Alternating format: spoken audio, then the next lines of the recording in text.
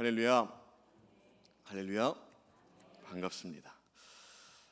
왜 예수인가? 라는 주제를 가지고 끊임없이 말씀을 이어오고 있습니다. 오늘 왜 예수인가에 대한 주제가 뭔지 보이시나요? 함께 읽어볼까요? 시작. 고난입니다. 고난. 자, 왜 예수인가에 대한 주제, 오늘의 주제는 고난입니다. 고난. 여러분들은 고난하면 어떤 것이 떠오르십니까? 어떤 느낌이 드십니까? 우리가 이전에 죄에 대한 주제를 다루었던 적도 있는데, 이 고난이라는 단어는 죄라는 단어보다 왠지 모르게 뭔가 더욱더 무겁게 느껴지는 느낌이 들지 않습니까? 고난은 죄를 범하지 않아도 발생될 수 있는 것이기에 참 거부감이 들 때가 있습니다. 우리가 생각해 볼 수 있는 간단한 예로, 착하게 사는데 왜 이런 고난이 찾아오는가에 대한 문제들, 예수님을 믿는데 왜 고난이 찾아오는가에 대한 의문들 등등. 여러분, 우리가 하나님의 자녀로 살아가면서 대체 이 고난에 대한 문제를 어떻게 이해해야 하고 어떠한 인지를 가진 채로 살아가야 하는지가 참 중요해요. 대다수의 그리스도인들은 분명히 들었습니다. 뭘 들었을까요? 예수님의 고난을 들었어요. 압니다. 예수님께서도 말씀하셨어요. 인자가 많은 고난을 받고 장로들과 대제사장들과 서기관들에게 버린 바 되어. 실제로 예수님이 받으신 고난은 우리가 신앙생활을 몇 년 동안 했든지 몇 개월 동안 했든지 상관없이 그 본문을 읽고 있노라면 그 고난은 참 당하기 싫은 고난입니다. 어찌 그 고난을 감내하셨을까? 가슴만 미어지는 본문이죠. 그러나 예수님은 우리에게 이렇게까지 말씀하셨다는 겁니다. 누구든지 나를 따라오려거든 자기를 부인하고 자기 십자가를 지고 나를 따를 것이니라.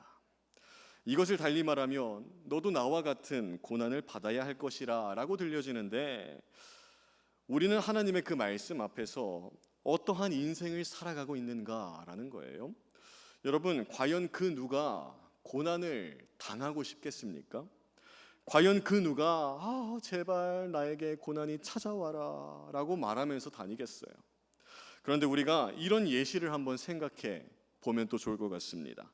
너무나도 고통스럽지만, 정말 고통스럽지만 그 고통을 감내하고 있는 이들이 오늘날 상당수 존재합니다.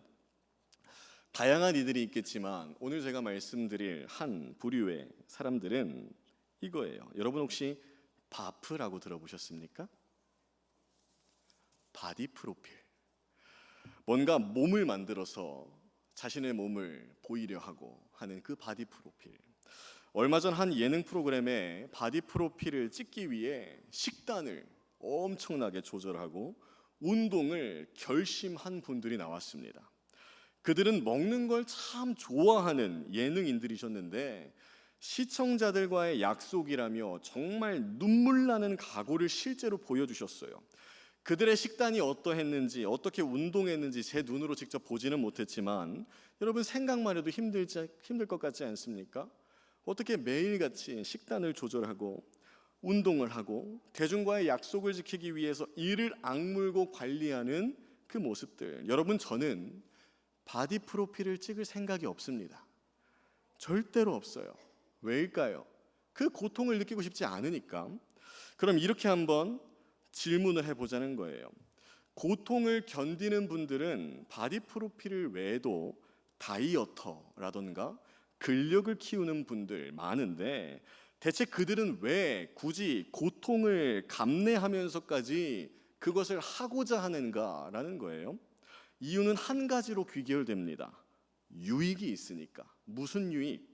고통을 견디면 나 스스로의 건강도 좋아지는 것 같고, 근육도 붙는 것 같고, 살도 빠지는 것 같고, 결국 자기에게 유익이 돌아오니까 그 고통을 견디어내는 거죠. 하지만 우리가 생각해 봅시다.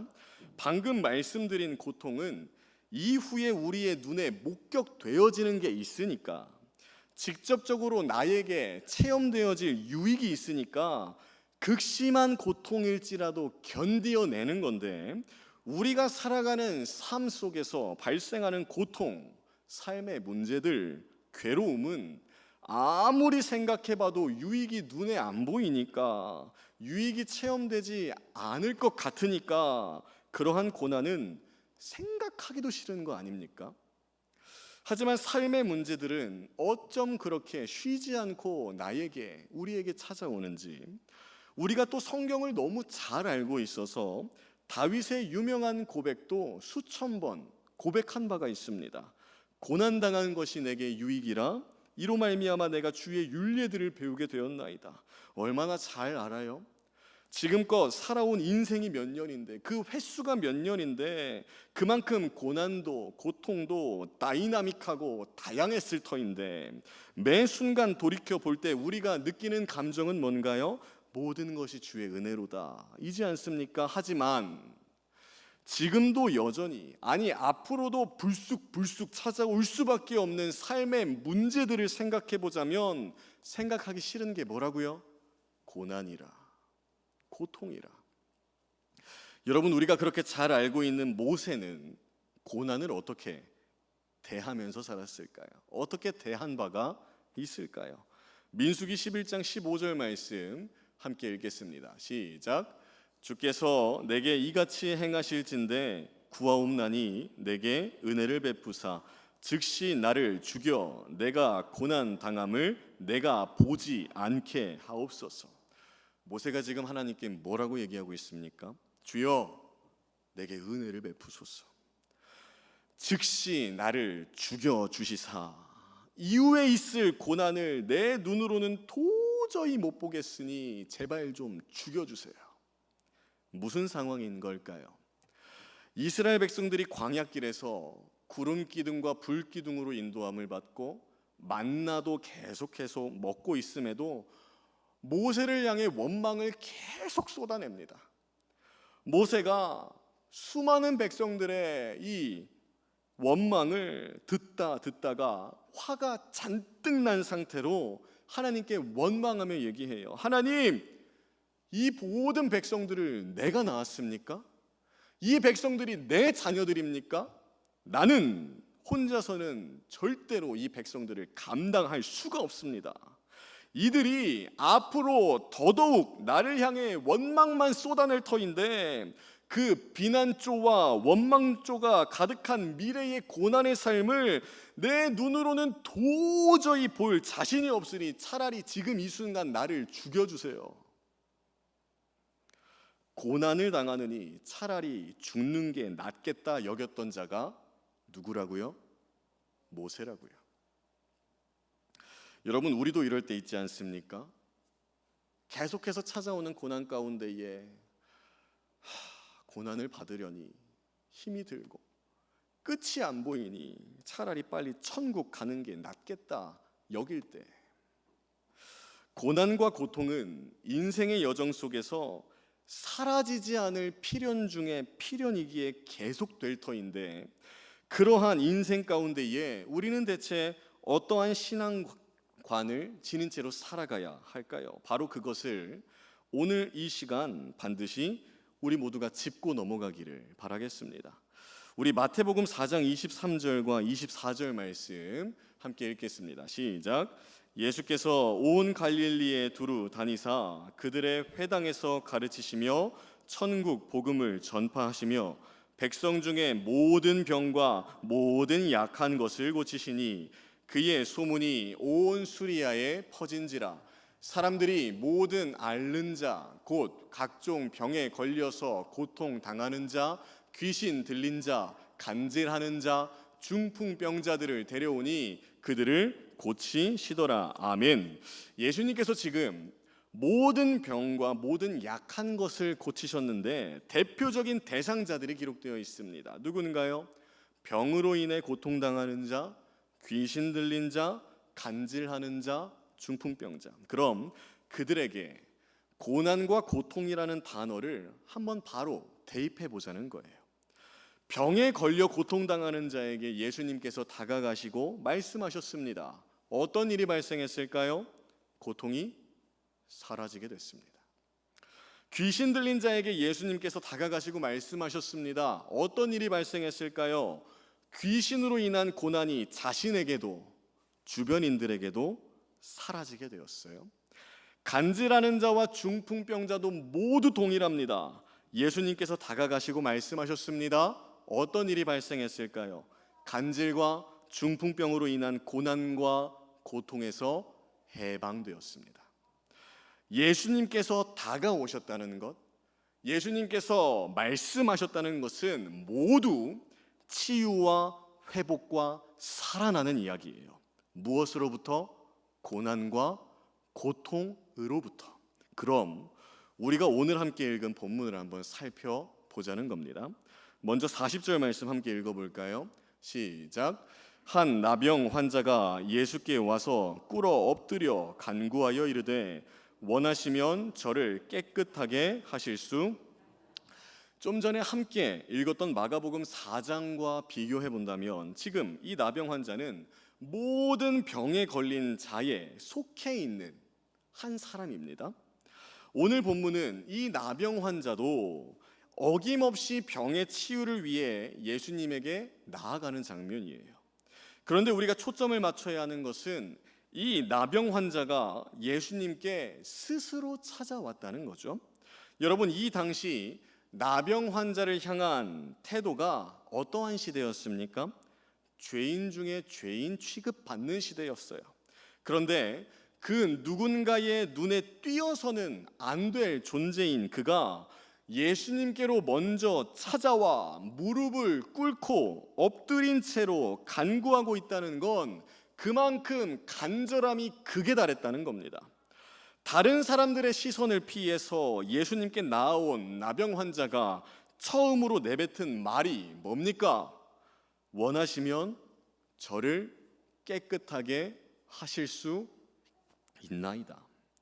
단어 그대로 병을 치유해 주실 수 있는 분이 예수님이기에 제가 왔습니다 라는 말이죠. 그의 고백에 예수님께서도 똑같은 단어를 사용하시면서 이렇게 답하시는데 우리 41절 말씀 이어서 한번 읽어볼까요? 시작. 예수께서 불쌍히 여기사 손을 내밀어 그에게 대시며 이르시되 내가 원하노니 깨끗함을 받으라 하시니, 원하시면 저를 깨끗하게 하실 수 있나이다 라는 고백에 내가 원하노니 깨끗함을 받으라 라고 말씀하신 예수님. 여러분, 우리는 나병 환자의 이 질문과 예수님의 답변을 깊이 있게 묵상할 필요가 있어요. 무엇을 묵상해야 할까요? 여러분, 나병이 무슨 병입니까? 나병의 대표적인 증상은 감각을 잃어버리는 것입니다. 특히 사람이 느낄 수 있는 피부 감각 중 통각을 상실하는 거예요. 통증을 못 느낀다고요. 팔팔 끓는 물이 내 몸에 쏟아져도 통증을 못 느껴요. 나의 살은 이미 화상으로 뒤덮여져 가고 있는데 통증이 없는 겁니다.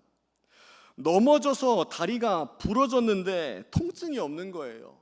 그냥 부러진 채로 쩔뚝쩔뚝 걷거나 쩔뚝쩔뚝 기어 다니는 겁니다. 여러분, 그들에게 있어서 나병은 고통 없는 고난이자 고통 없는 고통이었습니다.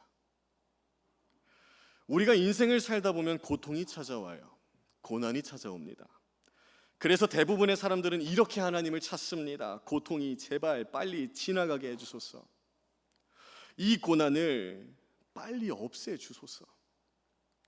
그러한 인생의 여정 속에서 나병 환자의 외침과 예수님의 대답을 우리가 가만히 묵상해 보고 있노라면 우리의 삶이 참 부끄러워져요.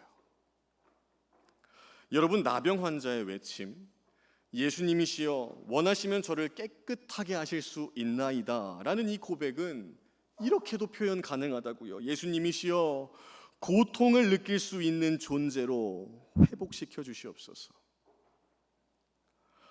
예수님께서 나병 환자가 사용한 단어를 똑같이 사용함으로 답변하셨다는 것을 우리가 인지하고 있다면 예수님의 답변 또한 이렇게 해석할 수 있죠.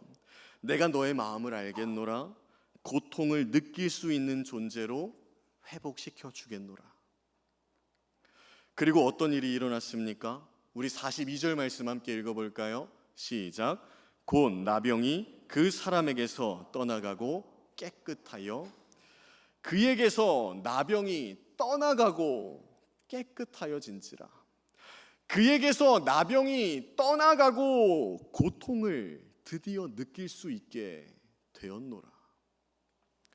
여러분, 나병 환자가 치유받은 그 이후의 삶을 한번 상상해 봅시다. 어떠한 삶이 그에게 펼쳐졌을까요? 통증이 드디어 돌아왔으니 이전에 누리지 못했던 통증을 즐기며 살았을까요? 뜨거운 물에 손 대봐야지, 넘어져 봐야지 하면서 살았을까요? 아니란 거예요. 그는 이제부터 통증을 되찾음으로 인해 나에게 위험이 될 만한 것들을 분별할 수 있는 존재가 되었습니다. 오히려 고통스러운 통증이 나에게 찾아오지 않게 주의를 기울일 수 있는 존재가 되었다고요. 통증으로 인한 고통을 이따금씩 느낄 때마다 이전에는 전혀 느낄 수 없었던 삶이 나에게 펼쳐지고 있으니 그때마다 예수님이 생각나지 않겠습니까? 여러분, 우리에게 고통은 분별할 수 있는, 주의를 기울일 수 있는, 이전의 나와 현재의 나를 생각해 볼 수 있는 기회를 제공합니다. 그런데 고난 속에서 그 기회가 제공되는 순간 우리가 반드시 기억해야만 하는 것이 있다는 거예요. 고난 가운데에 나를 구원하시는 이가 대체 누구인가? 우리 이사야서 46장 6절과 7절 말씀 함께 읽어보겠습니다. 시작. 사람들이 주머니에서 금을 쏟아내며 은을 저울에 달아 도금장이에게 주고 그것으로 신을 만들게 하고 그것에게 엎드려 경배하며 그것을 들어 어깨에 메어다가 그의 처소에 두면 그것이 서 있고 거기에서 능히 움직이지 못하며 그에게 부르짖어도 능히 응답하지 못하며 고난에서 구하여 내지도 못하느니라. 여러분, 고난에 대한 좋은 말씀 혹은 강의, 풀이, 교훈, 이런 것들은 지금 이 시간 교회 안에서의 말씀 말고도 다양한 곳에서 다양한 루트를 통해서 여러분들에게 전달되어질 수 있고요. 지금도 전달되어지고 있습니다. 다른 종교에서도 고난에 대해 좋게 말할 수 있고요. 그저 인문학 강의를 통해서 고난 가운데 우리가 어떻게 살아가야 할지 알려줄 수 있고요. 방향을 제시해 줄 수 있다고요. 중요한 사실이 있다면 예수님을 믿고 있는 우리는 고난 가운데 분별할 수 있는 그 기회가 주어졌을 때 하나님을 바라고 있는지, 아니면 나도 모르게 다른 것을 의지하며 헤쳐나갈 방법을 끊임없이 모색하고 있는지를 점검해 봐야 한다는 거예요. 이사야 선지자는 선포하였습니다. 그 당시에도 수많은 사람들은 자신들만의 신을 만들고 그 신에게 부르짖는 삶을 살았는데 그렇게 만들어진 신은 절대로 고난에서 구하여 내지 못한다고. 여러분, 우리는 고난 가운데에 분별할 수 있는 기회가 왔을 때 정말 잘 분별해야 합니다. 너무 중요합니다. 우리도 모르게 하나님이 아닌 다른 것을 의지하며 고난을 헤쳐나가려고 할 수 있는 충분한 존재가 나이기 때문에 잘 분별해야 돼요. 여러분, 예수님이 아닌 다른 그 어떤 곳으로는 절대로 고난을 헤쳐나갈 수 없습니다. 다른 것들을 통해서 고난이 헤쳐나가는 것처럼 느껴진다 할지라도 완전한 해방감은 누리지 못한다고요. 왜요? 고난에서 우리를 완전히 구하여 내시는 분은 오직 하나님 한 분뿐이시니까.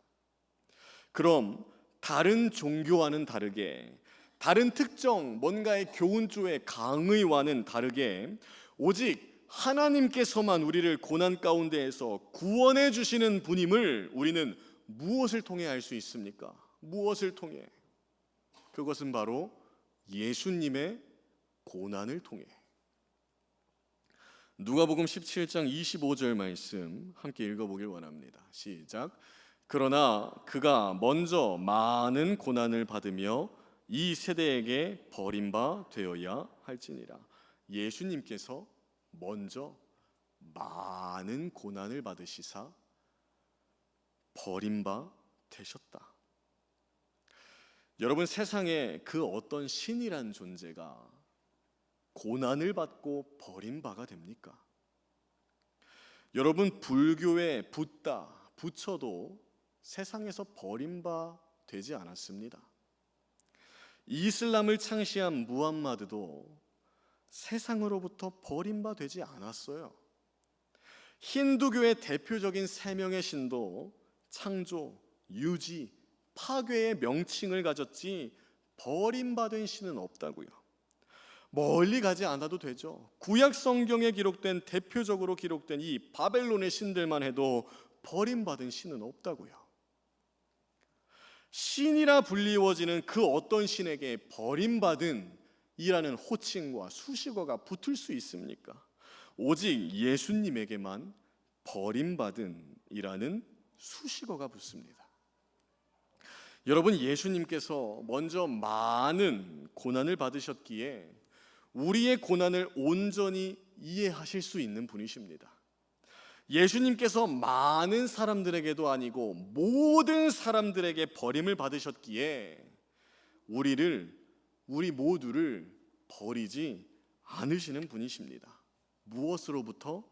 고난으로부터, 고통으로부터.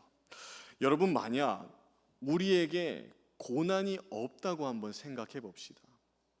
여러분, 고난이 없다면 그것은 최악의 고난입니다. 고난이 없는데 왜 최악의 고난이 될까요?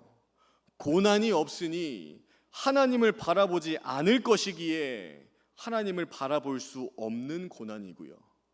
그렇게 하나님을 바라보지 않아도 아무런 감정을 느끼지 못하니 하나님께서 주시는 모든 은혜를 느낄 수 없는 고난이지요. 오늘 본문에 기록된 나병 환자가 그와 같습니다. 고통 하나 없이 몸은 썩어져 갈 대로 썩어져 가고 스스로 버림받았다고만 생각하여 하나님의 은혜를 간구조차 하지 못하고 있던, 하나님이 주시는 은혜를 누릴래야 누릴 수 없었던 이 한 사람, 어느 날 예수님이 귓가에 들려짐으로 말미암아 한 줄기의 희망이 생기기 시작했고, 간절한 마음이 극에 달할 때에 사람들의 시선은 신경 쓸 겨를도 없이 그저 예수님을 찾아 떠난 한 사람, 그는 고백합니다. 예수님이시여, 육신의 질병으로 인해 고통 없는 고난에 처한 저를 고통 있는 고난으로 회복시켜 주시옵소서. 하나님의 은혜를 전혀 느낄 수 없는 고난에 처해 있는 저에게 고통을 허락하심으로 말미암아 하나님의 은혜를 마음껏 매 순간 날마다 누리며 느끼는 자가 되게 하여 주시옵소서. 이 고백이 나병 환자의 고백이었습니다. 그 고백이 그의 고백만 되지는 않지 않아야 되지 않겠습니까? 우리의 고백이 돼야죠. 고난과 고통 앞에 두려워하지 마십시오. 원망하지 마시고요. 낙담하지 마십시오. 예수님께서 먼저 고난 받으셨음을, 예수님께서 먼저 버림바 되셨음을 우리가 진정으로 믿는다면 우리는 그 어떠한 고통과 고난이 다가올지언정 예수님을 믿음으로 말미암아 살 수 있습니다. 이겨낼 수 있고요. 승리할 수 있습니다. 고난 속에서 은혜를 누리고 고통 속에서 주를 찬양하고, 남들이 다 고난으로 인해 지쳐 쓰러져 있을 그때 내가 살아나고 내가 이겨내고 내가 은혜를 먼저 누리고 내가 주를 찬양한다면 비로소 그때에 이웃들도 고난 가운데에서 예수님을 바라봄으로 살아나고 이겨내고 은혜를 누리고 주를 찬양할 수 있게 될 줄 믿습니다. 우리가 먼저 고난 안에서 주를 찬양함으로 말미암아 하나님의 나라가 확장되어져 가는 것을 우리 큰빛교회 모든 이들이 누리시고 체험하는 자가 되기를 간절히 바라겠습니다.